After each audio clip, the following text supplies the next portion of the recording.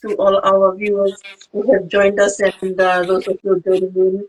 And for for your patience this evening. I was just saying earlier on that I might need to dash out of the camera. I might, but don't panic because I'm sort of expecting some people. They've not arrived yet, so Nice, nice. I need to go and open my door. But let's carry on. So thank you very much for joining all of our viewers at the moment. Bulvinaka, Malole, from where you're joining us. If you want to just comment where you're joining us from. Welcome to another UK Pasifika Talanoa session. I speak with a lot of, I am planning to speak with all sorts of Pasifika people on this platform, not necessarily just in the UK, but I am based in the UK. That's why I kind of call it UK Pasifika Talanoa, because there are Talanoa sessions as well all around the world. They have in the US and in Australia and back home in the South Pacific region as well. But anyway, just a little bit of a housekeeping. You can ask questions in the comments on anything that we're going to be talking about tonight. Be courteous to everyone else that's sort of in the comments tonight. And then the recording for this is always available on this platform if you miss out for whatever reason, or you can always watch it on YouTube as well. It's always also uploaded to YouTube. You'll be able to find the link when I put it up. Well, it's usually in the bio, but thank you.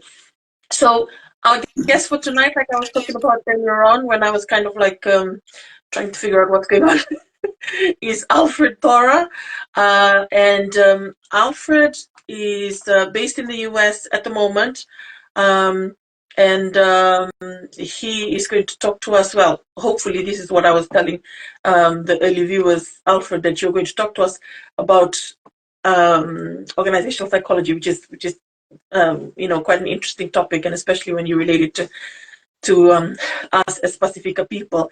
But Alfred is a business researcher and consultant, and he's got experience in various fields and capacities as well.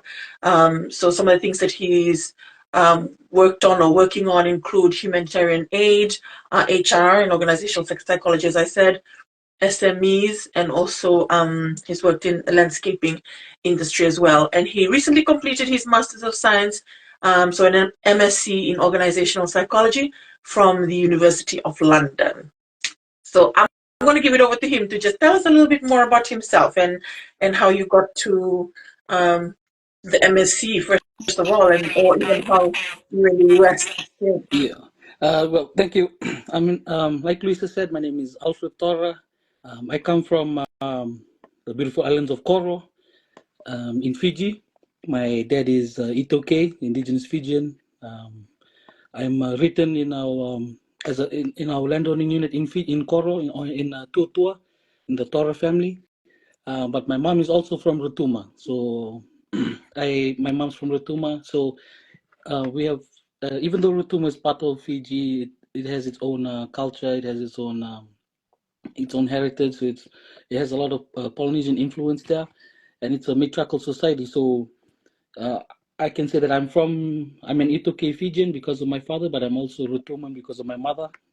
We trace back our lineages through our mothers. It's a matriarchal society.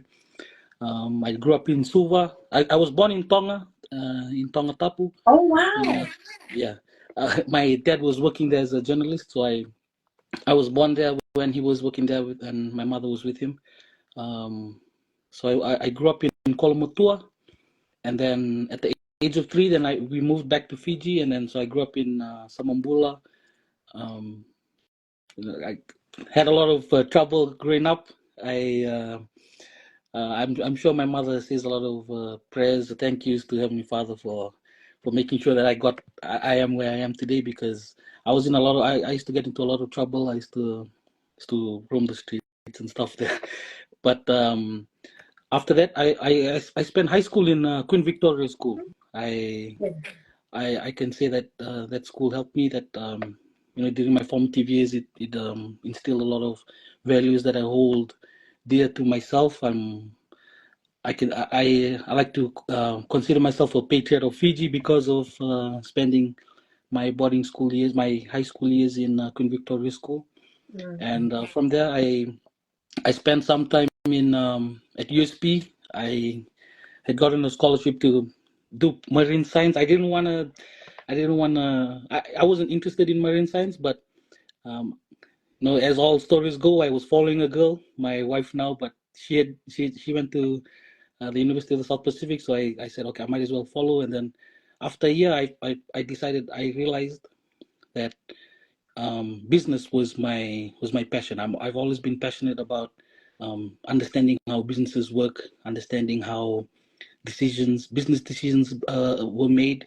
Going to Queen Victoria School, it got me interested in how leaders make decisions, and so I think that was the beginning of my interest in business. So I took human resources and public administration at the University of the South Pacific.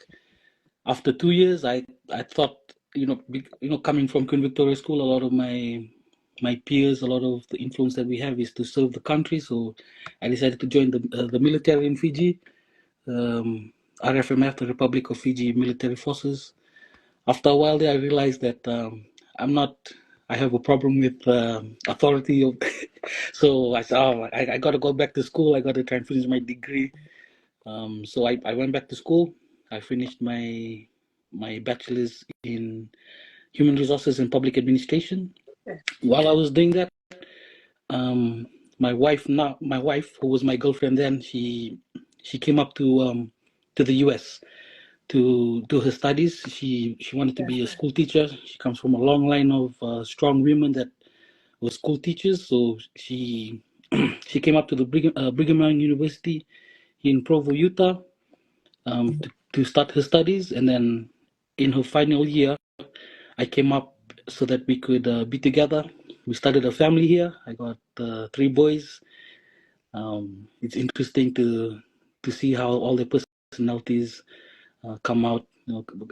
Even though I'm more of a business psychology, it's still psychology, so I can see all their personalities, and Yes. I try and complain, but my mom says, "Oh, you were worse," and it's lucky that your personality has been split into 3. So, well, I think I'm grateful that I didn't get to experience myself growing up. But yeah, so we've been here for 5 years. I've been here for 5 years. My wife has been here for longer. She finished her degree in education. Now she's doing her masters, and I completed my masters at the University of London, Birkbeck. I had gotten in during COVID, so Okay. yeah, so I wasn't able to go over. So I finished all my most of the coursework during Yeah. during COVID, and I just did my thesis. But it was a really good experience, and I think the thing that I took away from the University of London is the biggest thing that I took away is to ask questions, to always be open-minded. It's really hard coming from the islands where, excuse me, where we're not taught, but I think it's like it's an expectation that when the teacher talks, when an elder talks, you listen, you stay quiet. Um, so it was really an eye-opening experience to be with a university where we have world-class lecturers. I had my thesis professor, Dr. Kili Jo Frasca. She's one of the, I think she's one of the leading researchers in her field, of quantitative research in organizational psychology. So it was really good to have that experience, to have that influence, and to start having an open mind about learning, understanding that I don't know everything. That it's okay to ask questions. It's okay to be vocal Yeah. when you don't, when you need help. So yeah, so that's my journey so far. Okay.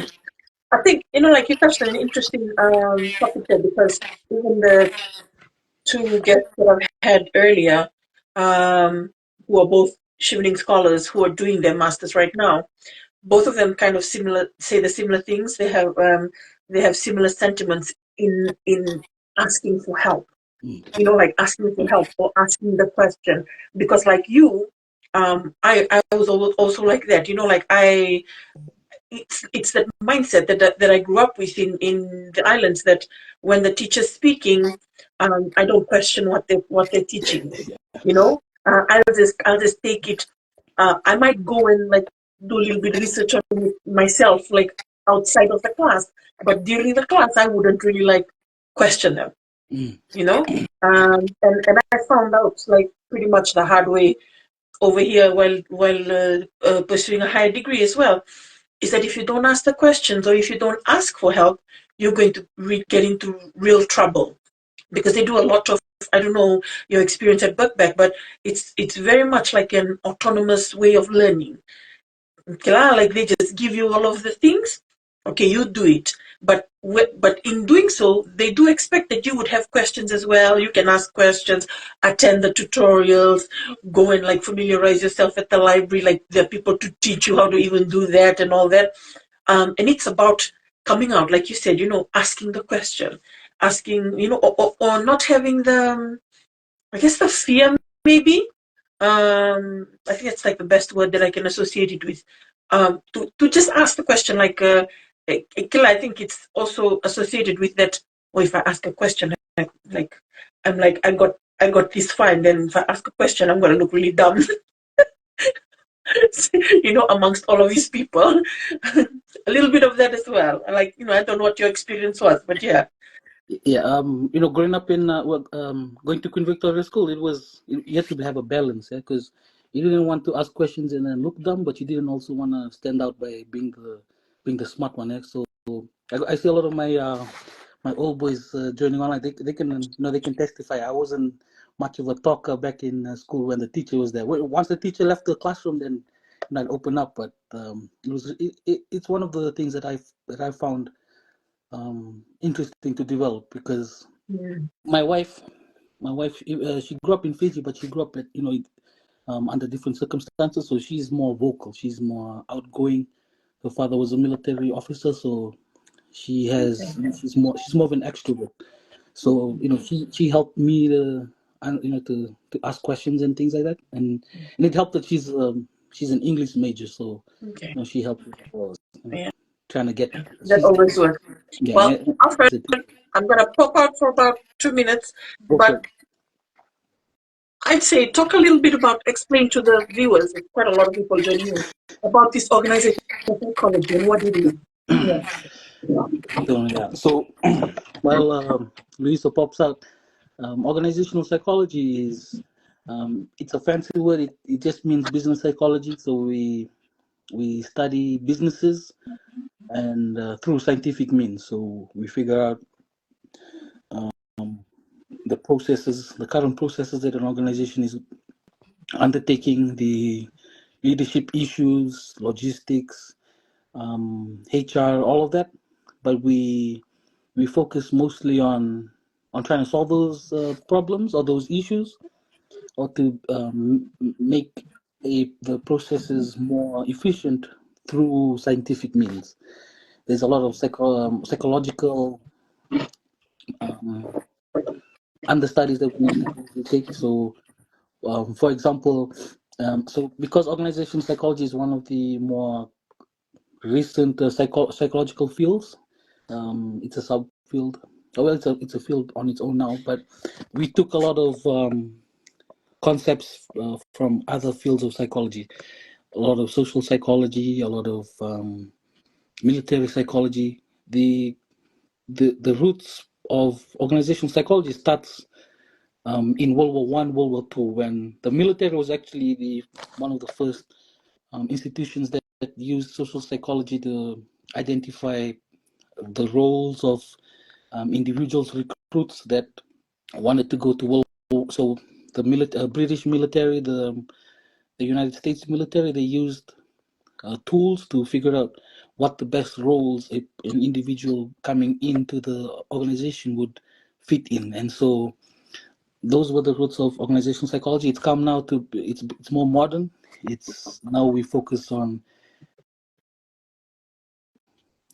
trying to make an organization more efficient through its processes, but also understanding that the individuals themselves, the employees, need to have a good environment to work in. So we try and find a balance of making an organization more efficient, but also looking after the welfare, the well-being, both physical and psychological well-being of the individuals, the employees, the managers, the middle managers, all that, teams, how they work together, group psychology, all of that. So that's what organizational psychology is in. Okay. Yeah.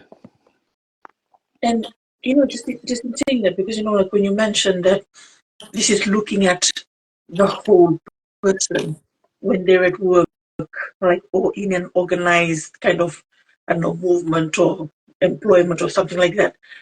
In the last sort of 3 years, 4 years since COVID, there's been like a kind of like a real focus on well-being, especially in this side of the world. And I'm just wondering, like, what's your thoughts on how that's translated, I guess, to us as a people, as Pasifika people, and I think part of it, like from your writings, from your blog, like you can, if you want to tell us a little bit more about what you do as your blog, and I know you partnered up with Master Simi to do some really great work. How we possibly already do that in our own culture, but it's a matter of now melding it together, like bringing it into our work, because like one of the things like we talked about, for example, in education, um, about the asking questions and the thinking that the person standing in the front, that's it, like the authority will be quiet because it's part of the way we were brought up to respect the people who are older than us, or I guess in that respect further than us, like as teachers who are more learned people. How does that work? Like how have you kind of stepped into that field, and now kind of with working with Master Simi, how do you see that kind of developing, or whether we need to do more about it, or what are your thoughts on that kind of relationship actually, and bringing it Yeah. into practical practice? Yeah. Thank you, Lisa. The the whole reason I created the blog was to um, try and simplify what organizational psychology is, how trying to use how using psychology and marrying it with the terms and concepts that we understand as Pasifika, how it can help us become more efficient, become more productive, how we can even understand what organizational psychology is. Yeah. So during studying that, while I was studying that blog, and then when I was writing by myself, I realized that there's a lot of Pasifika concepts Yeah.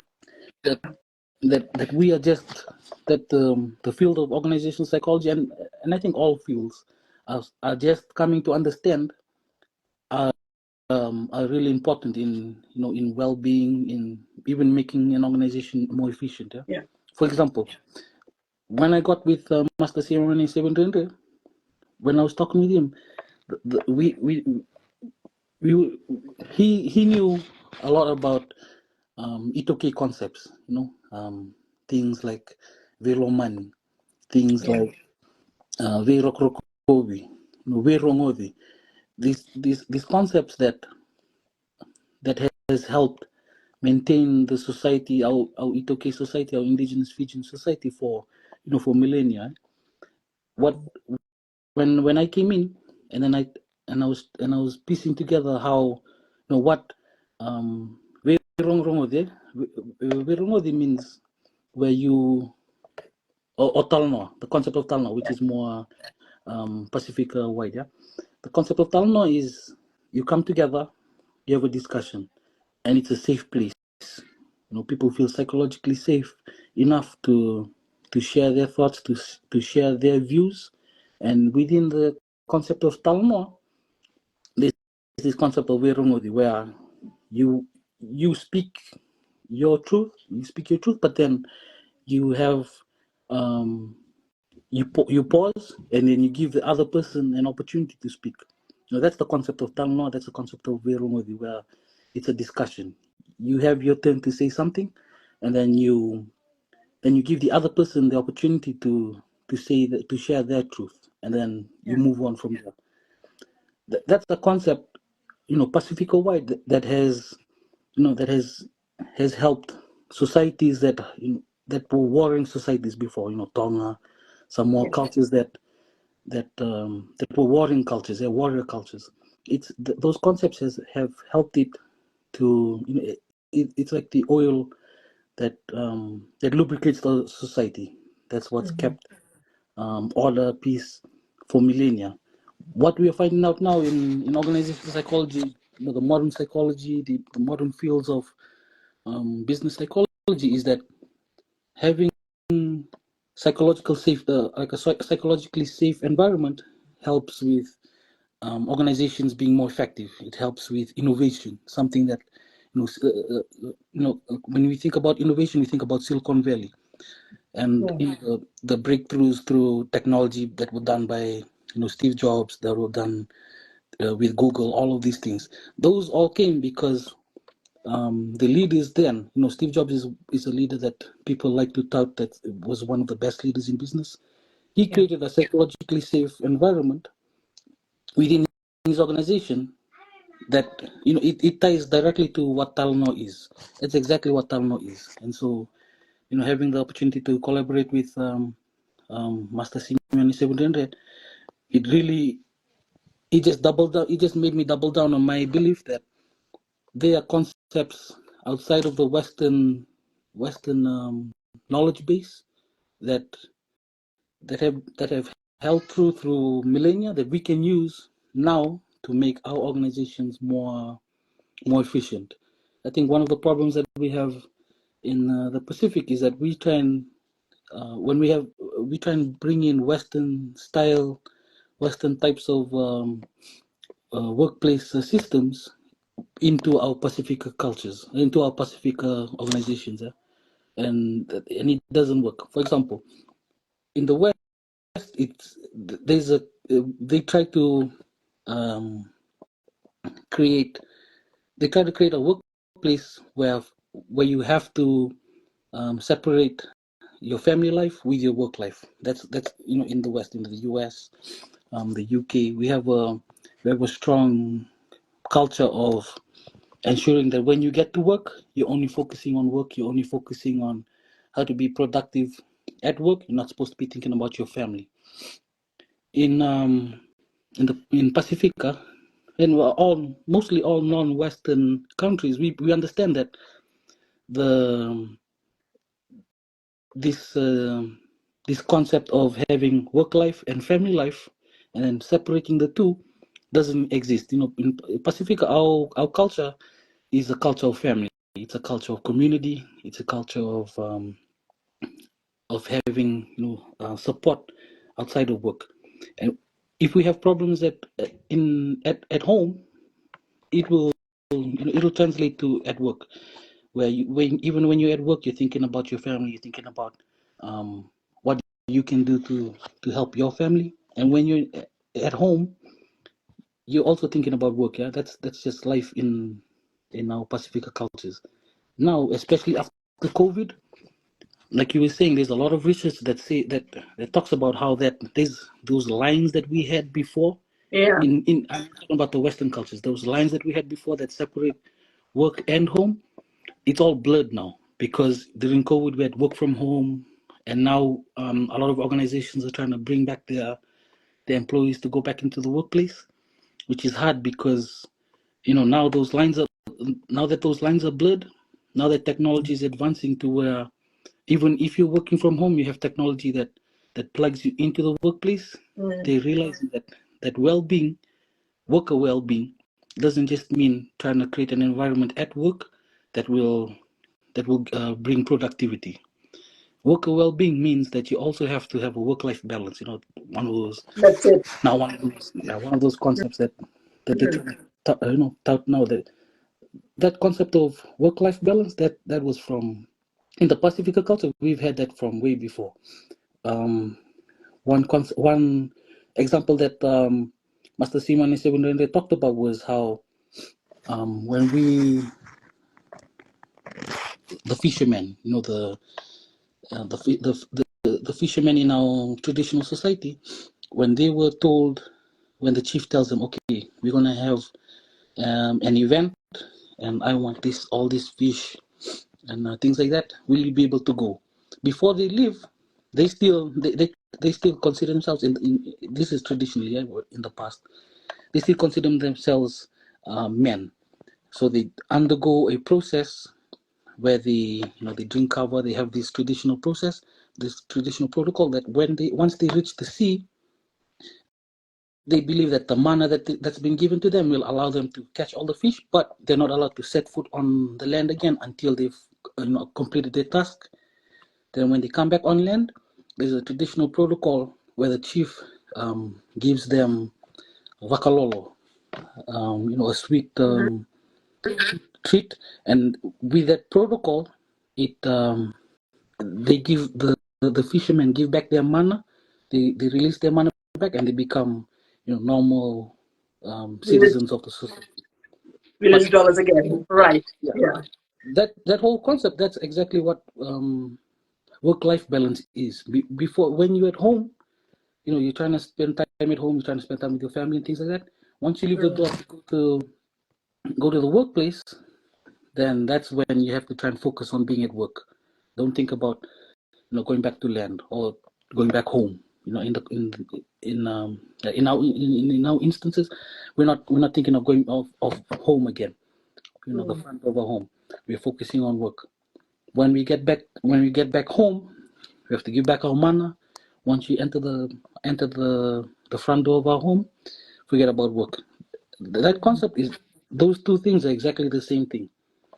And so the reason I wanted to do that blog is to help our people understand, our Pasifika people understand that we have a beautiful culture that we can use and we can implement in the workplace to make our organizations more efficient. We don't have to, yeah, we don't have to, bring in Western concepts that don't match with the culture that we have to something that's gonna, that's more efficient, that we think is gonna be more efficient and things like that. Yeah.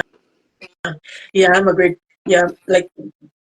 believer of that as well. It's like it's bringing, well, there was this whole movement as well about bringing the whole you, like the authentic you into the workplace. And I always thought about it as, if I'm going to bring the whole me into a workplace, then I bring the culture that I was, that I have, that I'm a part of.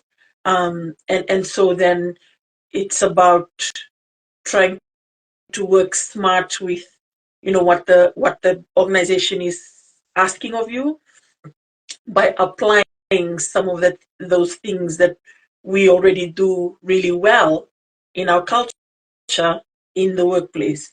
For example, like you touched on earlier, the Talanoa framework, about having, and when you do it like that, it's like, okay, so next time I go into like a kind of a think tank kind of situation, we can explain, okay, let's do, I've got a concept that we can try and work. It's from my culture. It's called, Talanoa, and it means that everybody has to have like a contribution, because one of the things that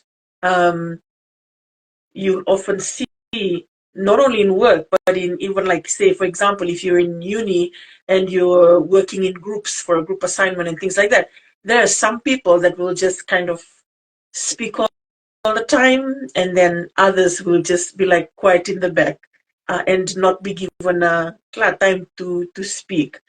And like in organizational psychology, or like, when they teach us, like how to,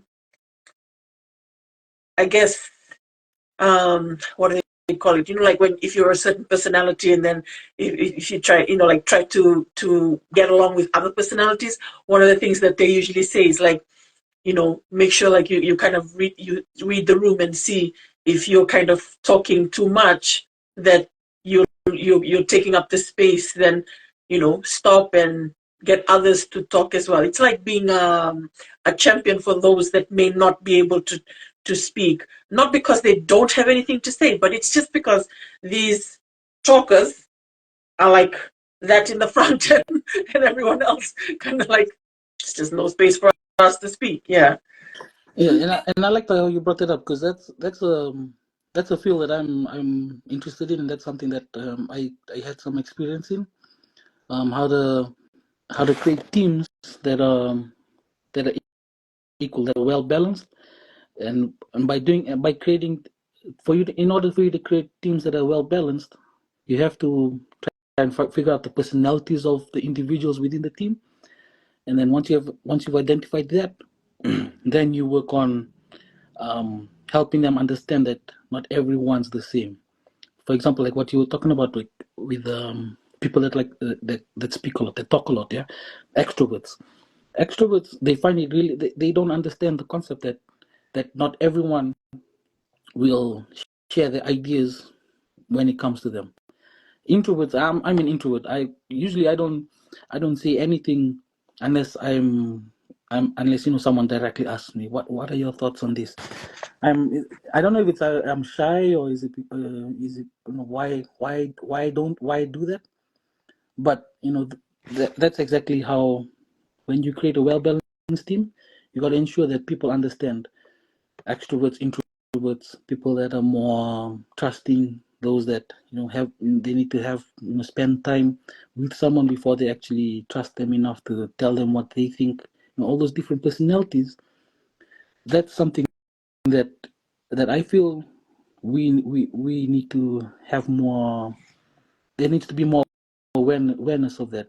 More Mm. awareness of that in our Pasifika cultures, because a lot of times so for example, in Fiji, people call it the bulla, the land of the bulla smiles.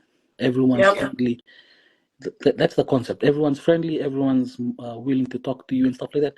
Personally, I'll say hello if someone says hello to me, and that's not just Like you're not like me who just say bullet to everybody, yeah. even if they didn't say bullet to me. When I'm with my wife, when I'm with my wife, it's really interesting. She says hello to everyone. She's the popular, one. She's the life of the party and stuff. If I was in a party, I'd probably be, by the wall somewhere, trying to hide myself unless someone comes and talks to me, and then. But that's exactly what when you're in an organization, or when you're in a team, especially in a small group setting, it's really important that you understand what other people, how other people operate, and then what they can bring into the conversation, or the discussion, or Mm-hmm. the processes that this organization is doing. Because there's a lot of people, introverts, that that may know a solution, but if they're not given the opportunity, they'll just go along with Yeah. whatever suggestions being given. So yeah, I just thought it was interesting that you Yeah. brought it up. Yeah. Selma is saying there that the two stones activity helps with this. I don't know what the two stones activity is, but Yeah. Thelma here, Thelma Radule, she was my wife's teacher in high school. So she's she knows a lot of activities for icebreakers and things like that. oh, nice. Yeah. Yes, we always need those. I wanted to just sort of pull another thread from that thread that we're on, Alfred. So we talked about, like now we're talking about teams and having like a good balance of teams, balance of personalities and stuff like that. What about, I just thought about there, say for example, if you're a Pacifica person, you're the only one possibly in your organization, and then you find yourself in like a team, and even though like you're an extrovert like me, you then feel a little bit intimidated when it comes to that kind of activity. What can you say is like happening, and how can I navigate it? Yeah, I've had some experience with that. The first time, one of my mentors, Dr. Steve Atkins, he pulled me into this project, and I was the only Pacifica there, and I was the youngest. It was a meeting with some really distinguished researchers in the field of organizational psychology, humanitarian work psychology. So it was really intimidating, and he just told me, when you're given a seat at the table, it's because people see the potential in you, and you're not only doing yourself a disservice, but you're doing them a disservice by not opening up. Like I said, I'm an introvert. Easily Yeah. speaking Right. up, yeah. And because the reason that they give you a space at the table is because Pacifica people, we think differently, yeah. Everyone, everyone in the world thinks differently, and it's because we come from different cultures, different societies. We were brought up in different ways, and because we are different, that's can help organizations do better. For example, if you're in a team, like what you said, you're the only Pacifica person there, all Caucasians or any people from different societies, they may be thinking one certain way, but because of your culture, you might be thinking about something else. For example, like you said, the Talanoa concept. Mm-hmm. If you're in a team and they're thinking about, in a litigation team or mediation or things, something like that, they'll probably think about, scorched earth concept. Right. We're going to go to the other team. We're going to, decimate them. We're going to, take everything that they want to offer, take it all, and don't give anything back. Then you would come, okay, there's a concept that we have at home, the Talanoa concept. Let's give our points. Let's have a space where nothing's off the table. They just share their thoughts, we share our thoughts, then we compromise. The concept of compromise. A lot of times even in the US, especially in the US, compromising is like a loss for a lot Mm. of people. They don't understand that It's got this compromise. negative connotation Yeah, now. it's Yeah. got a negative connotation. It's if you tell someone, oh, let's just compromise, that's almost that's the same thing as saying, oh, you losing this. In our in Pacifica cultures, compromising is meeting in the middle where both parties win. That's Yeah. the whole thing that like I said, it's one of those things that helped oil lubricate our society. Yeah. Mm. um Master Simone Sevendrende, one of the things he told me is that people on the coast people on the coast Yeah. were fishermen. They spent all the time fishing and stuff. They usually didn't have access to meat or wood. They didn't understand. They had no experience or expertise in finding out which type of trees made the best wood for making canoes. Right. That compromise that we think that the conversation is in that concept of finding a compromise is that those people on the coast would go up to the highlands. They take their fish. They take all the things that they are accustomed to. They'd go Mm. up to the highlands and they would trade with the people from the highlands. The people from the highlands would give them wood. They'd give them things that they usually don't have, and then they would give them a fish. And that's all. That's the concepts of Talanoa. That it comes from that. By finding a compromise, finding the middle ground where both parties win. That's something that we as Pacifica can share when we're in a group setting that allows us to speak and allows us to share our ideas. Yeah.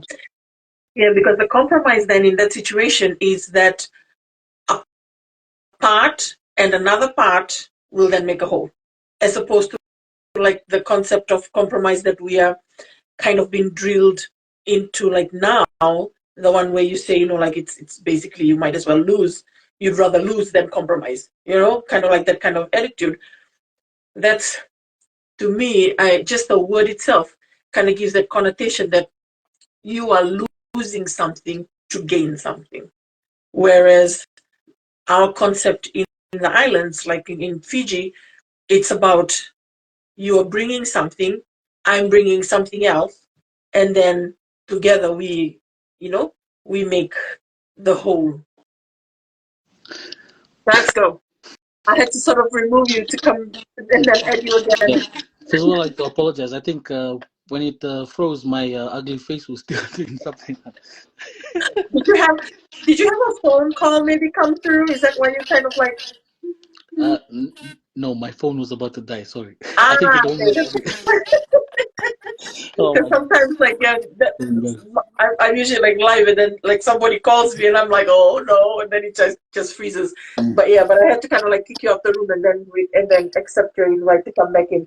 But yeah, like I was saying, someone's also put in the chat there that we collaborate rather than than compromise. You know, collaboration is like kind of like a better word to use. Yeah, that's true. yes. Collaboration, because it doesn't have like the implication of losing. But yeah, it's a good way of like you said, bringing in your like the cultural practice into the workplace to create better, more efficient teams. Yeah, definitely. But yeah, we're almost at the end of our life tonight. Um, I just yeah, we've just had a great discussion there. So this is an interesting subject for me always, because I work in recruitment, and I'm always I'm new to the field, coming from communications and media journalism and that. But so I'm always fascinated by the things that organizational psychology explains that like you wouldn't have thought about it in a workplace, because you're just like there to work. It's like the HR people that they can think about that. But yeah, how do you see the landscape then of, say, Fiji? Say for example Fiji, the landscape with organizational psychology, because you know what? I saw that there is a psychology group in Yeah. Fiji, yeah, that you're Yeah. part of as well. Yeah, tell us a little bit about that. And for anyone who's listening who may want to join. Yeah. Yeah, exactly. I think the Fiji Psychological Society is a really good organization for you to join if you're interested in psychology and you're based in Fiji. It's a society that I believe was formed a couple of years back by Office One and a couple of other leading psychologists in Fiji. It's the society is it's for general psychology. So if it doesn't matter what field of psychology you're in, that's the society that if I was in Fiji and I was interested in all things psychology, that would be the society that you would that I recommend that you join. Um, it's an interesting organization because they accepted me, even though my field isn't that well known Mm. in the Pacific. And it's interesting to talk with these the society members, because all the experiences, like like with Office One, she said when they started, and not even so before they started, so in way back when, psychology wasn't even considered a real field in Fiji. It's Yeah. still the, the thought that that you can you should be focusing on trying to figure out how someone thinks was foreign concept. It's still, and especially in the Pacific, in Fiji. I can only speak for Fiji Yeah. because I grew up there, but even it still has some negative connotations there. In Fiji, we think about people that need help, psychiatrists, that people that need psychiatrists, the people that need help with all we call them problems, but that has a negative connotation itself. We call we say, oh, they should all go to St. Giles. Yeah. So they're trying to the society. I think one of the goals that they're trying to accomplish is to make psychology a normal thing in Fiji. All fields of psychology, psychiatry, if you Psychotherapy. need help, psychotherapy, Mm. all of that. That's the goals of the society. In Fiji, for organizational psychology, I think there's a lot of work that can be done. Mm. Because we have structures, we have systems that are remnants of when we were part of the colony. Yeah. It's really hard to create change in Fiji because of that. Yeah.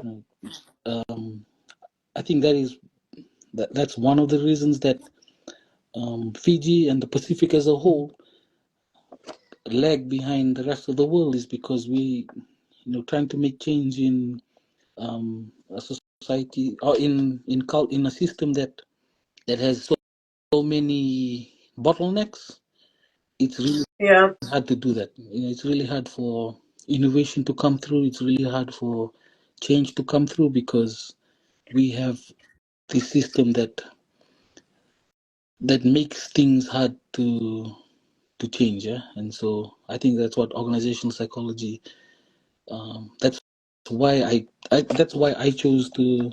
One of the reasons I chose to go into organizational psychology is because, my wife and I, we plan to go back to Fiji. We plan to go back to the Pacific, Okay. and try and help. That Yes. we don't want to be like those people that we go back and we have to do this, we have to do that. We want to help show that there's another way of doing things. We don't have to continue that path. That's interesting that you say that with the bottlenecks and things like that. And do you think it is it because it's like you said, from the colonial time? Is it a system that's really been embedded that we really need to kind of like take apart? Yeah. When you say that, it's bureaucracy. Yeah, that's the whole definition of bureaucracy. And bureaucracy helped. I don't want to make it like seem bad, but bureaucracy is what helped the colonial system to thrive. Yeah. You can Bureaucracy is like, if you have a decision that needs to be made, it has to go through, like, 5 people or 6 people before it can be made. It comes back. That's right. That's what helped the colonial system thrive, because most of the decisions had to go up to the governor generals, and they sent it over to the regional, the overseers, and then if it had to do something with the government, and it had to go all the way to the UK. The concept, because a lot of the organizations that helped build Fiji were led by people that grew up in that concept. That concept then seeped into the private sector as well. But there's a lot of organizations that still have the thing where decisions have to be made by a number of people before. By 5 people before it can be signed off. Yeah, exactly. And so there's a lot of there are new organizations now. There are new companies. There are new leaders in Fiji that that bring change, that I think we can really learn from, that we can try and emulate. And yeah, that's my thoughts. And it's not just with Fiji. I think it's a regional thing. Yeah. Like one thing that I think we need to work on in the Pacific is to where we bring in technology, where we become more. We need to bring in more technology into the organizations. For example, AI is taking over the Western world. In America, AI has become like a big thing. In Fiji, in the Pacific, we still trying to figure out. We're still trying to have stable connections, internet connections.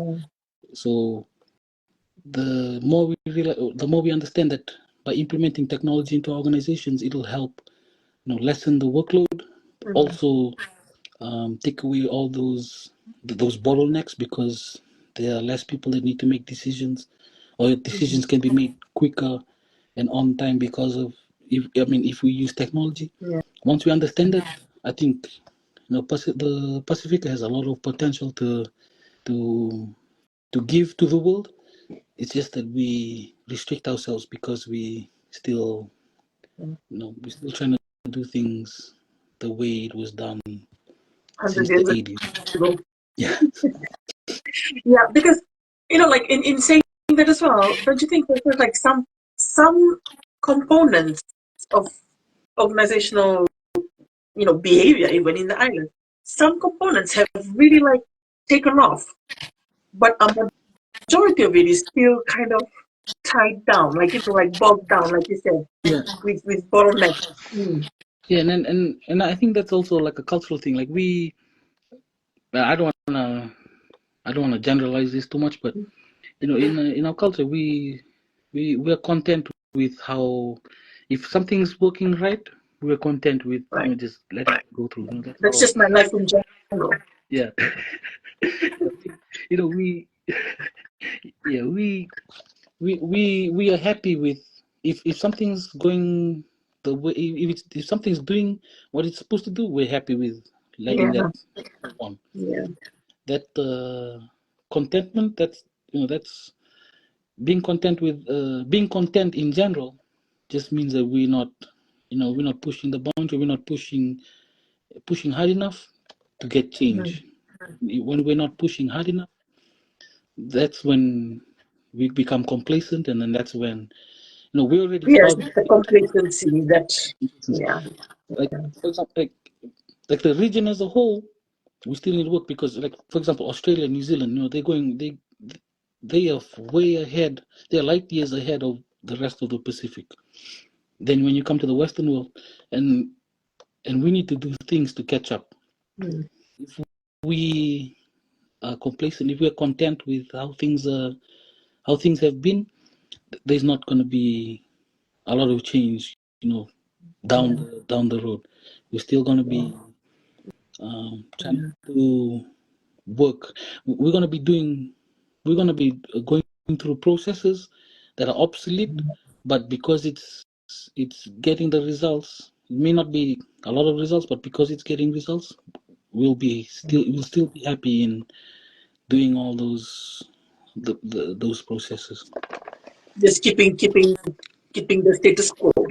Yeah, Yeah, because I think part of it as well is, I know we're dragging this down more, but a little bit longer. But like when you say that, I always think about, it's explaining the why do we need to change, because then the question would always be, but why do we need to change when it works? Like why.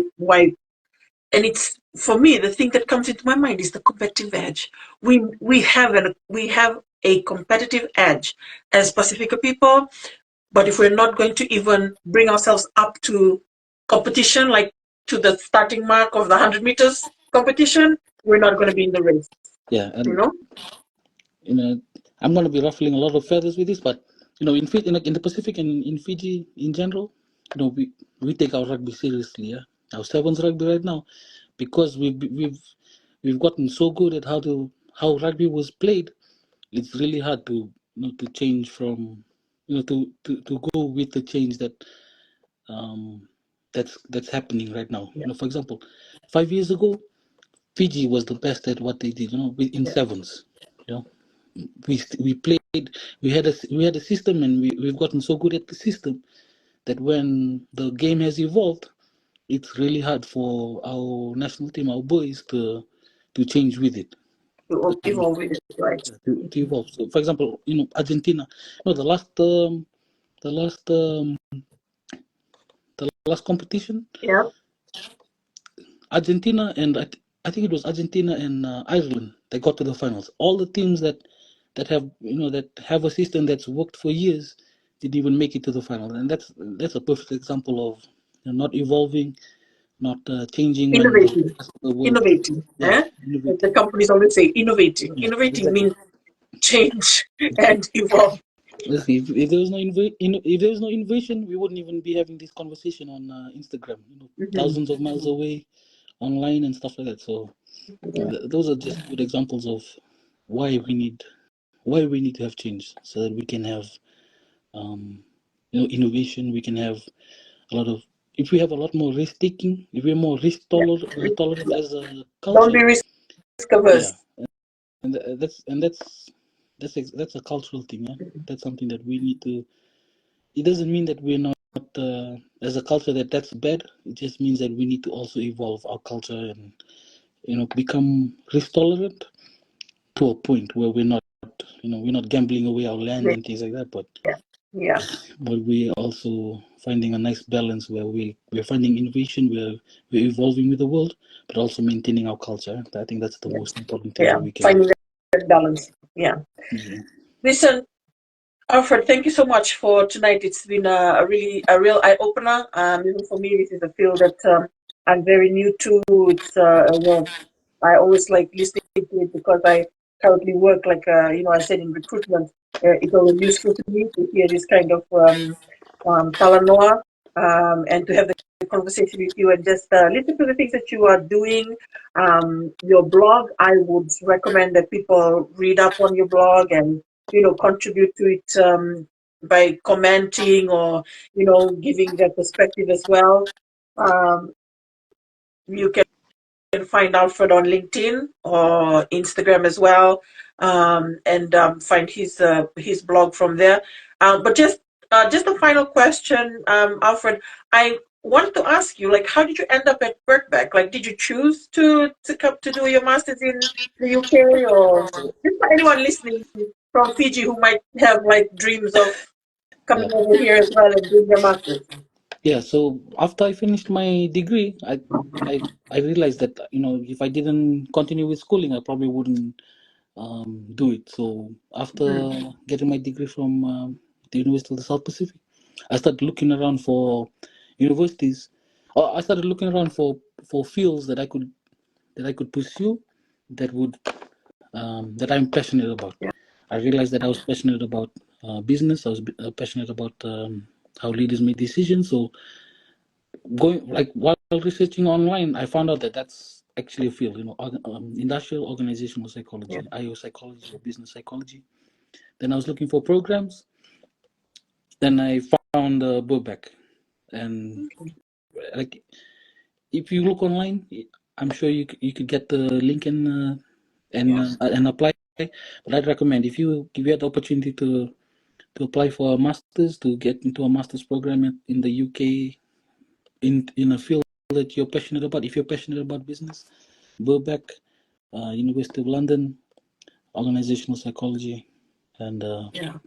get me a referral fee. Just give Yes. me my name and Yeah, I'll or get even it. further than that, or even like after your masters, like I think one of the things that people are not aware of in the islands as well is like in the UK they do um, PhD scholarships. Almost every university has it, and it's open globally. Mm. It's not just to the local. So if they were looking for like if you've done your masters, you're listening tonight and you're thinking, oh yeah, maybe the UK for a PhD, do your research and apply to I think they call it doctoral studentship. Mm. Um, you'll be able to find one and just compete, like with others from around the world, because then one of the things that I always find is like not many Pacific Island students here.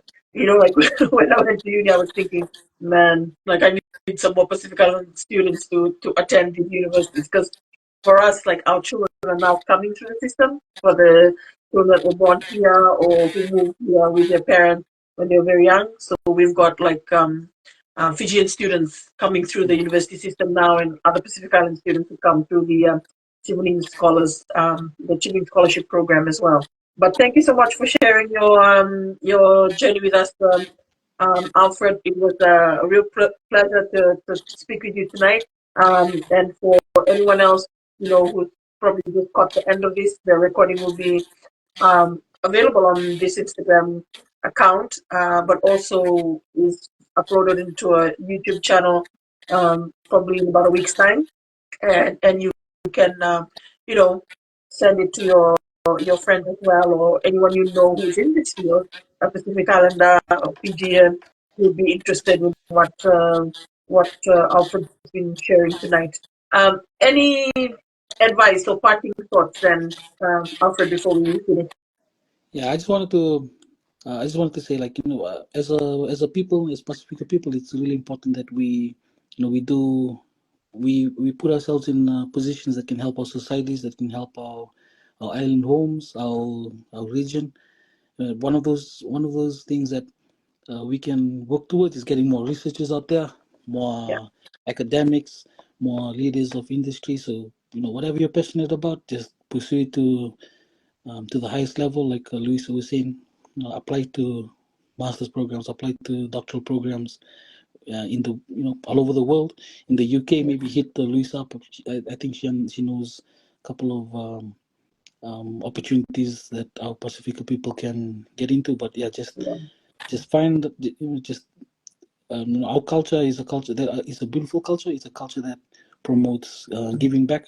So when we do when we have the opportunity, we're in a position to give back to our cultures. Just get on it. Thank you so much for having me, Luisa. I apologize for all the technical That's okay. difficulties and yeah, We got the Indian. yeah. Enough Thanks. valuable, Alfred. Thank you to Naka. all our listeners and our watchers tonight. And yeah, we'll update you with the next guest in the next couple of days as well. Nak Alfred. Thank you. Mother. Bye. Maria.